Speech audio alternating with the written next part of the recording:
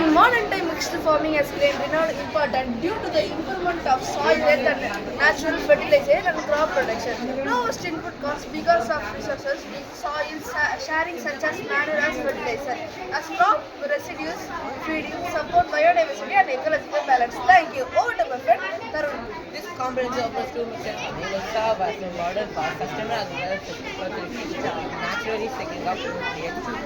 Crop residues will serve as nutritious feed for animals, while animal manure acts as an organic fertilizer, enhancing soil structure fertility without dependence on expensive chemical inputs.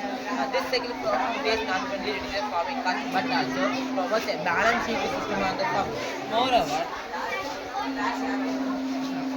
over to my friend Ganesh.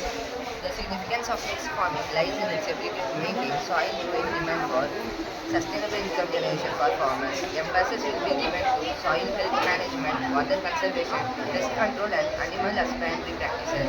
By leveraging the synergy between crop and livestock enterprises, the farmers will get good economic development. Over to my friend Nitish. Mixed farming is a age-old agricultural practice involving simultaneous cultivation of crops and the rearing of animals on the same piece of land. This traditional highly efficient system integrates various agricultural activities such as growing vegetables, fruits, alongside growing of animals like cattle, goat, and poultry.